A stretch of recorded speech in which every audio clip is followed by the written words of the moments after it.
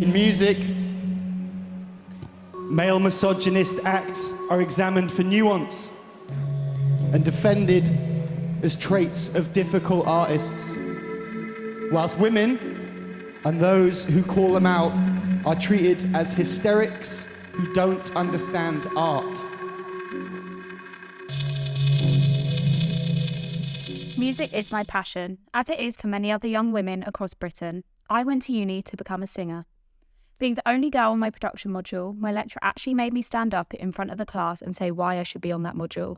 He pointed out things like my hoop earrings and made comments such as, the bigger the hoop, the bigger the hole. That's when I felt production was not a safe space for me. I went home, cried to my parents, and have never really pursued production since.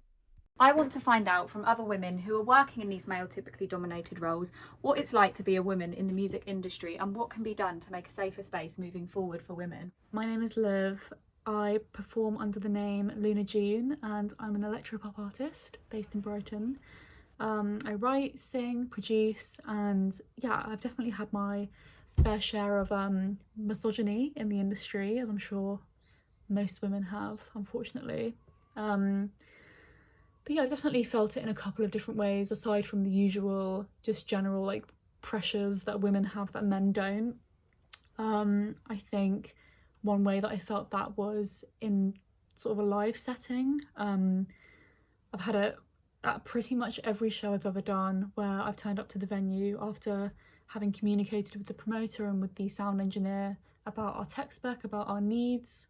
And I arrive at the venue with my male band members and they only really converse about the setup with them as if I don't know what we need for my own project. And I don't think that that's a coincidence. I think they ask the men in my band because they think that they know it and I don't.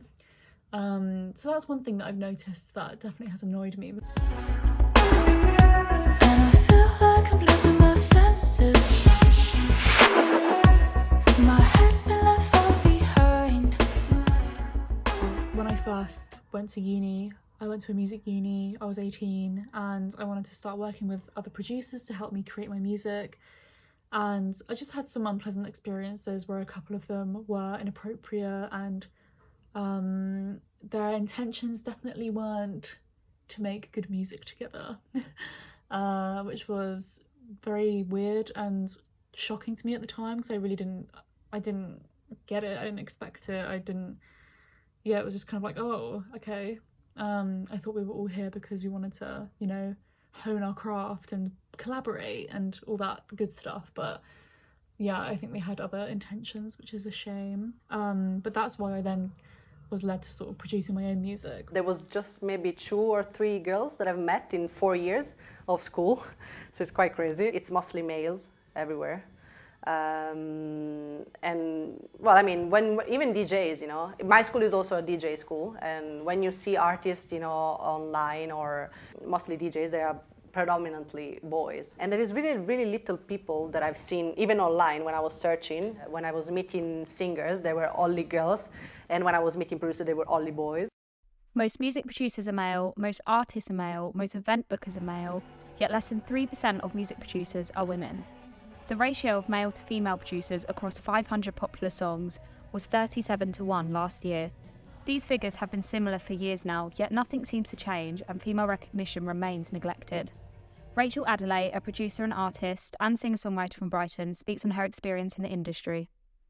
I'm Rachel. I have been a radio producer and I write music. The music industry is just predominantly a very male space. I can tell like when you kind of walk in a room or even like a studio space, like it is there's like a male feel about it, and I think you see it in the way that like women aren't put up the same way as men in like the charts or even in like festivals and stuff like that. Mm-hmm. I think it's weird. Like I don't think that's ever stopped me from writing music or it's almost made me a bit more encouraged to like go, no, actually I want to figure out how to like produce, or I want to figure out how to like play the guitar. I always had like a bit of a dream growing up, like, oh, I want to be in a band, like I'd love to like find bandmates, but it's like I think actually being a girl maybe like stop that slightly. Women and girls aren't really encouraged to go into that space.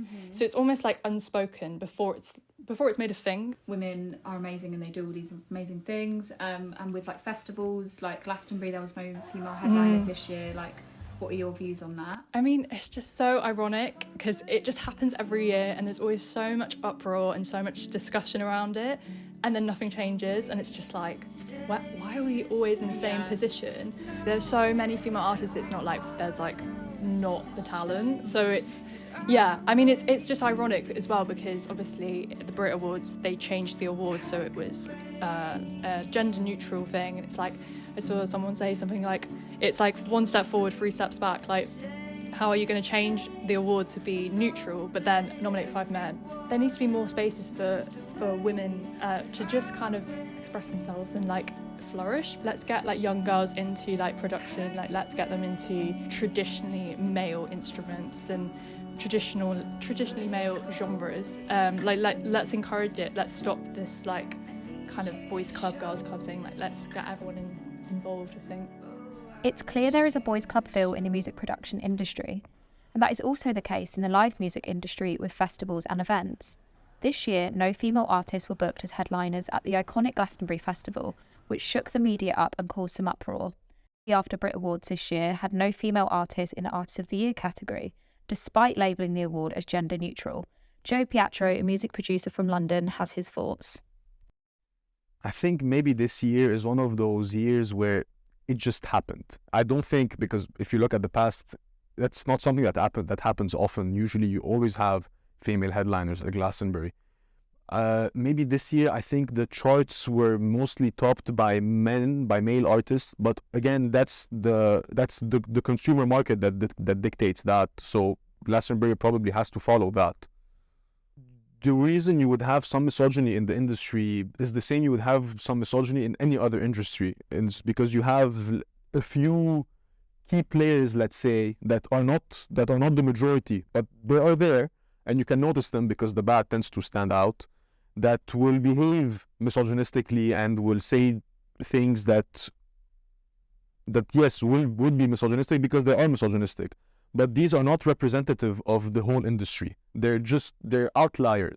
We don't have a lot of female producers in the music industry, but that's not due to misogyny, really. It's due to choice. Most women that tend to go into the industry, they either go into it, if they're creative, they go into it as singers or instrumentalists or, basically a performance artist. And if they don't do it creatively, they go in it as a marketing, PR, A&R, agency, copywriting. So I would love to see more female producers because it might give us some deeper insight, some different perspective into that side of the craft. And of course, I encourage it.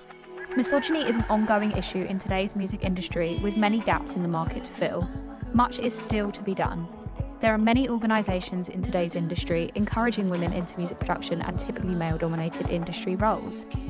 These organisations include Girls Rock London, Saffron, Me Too and Girls Against.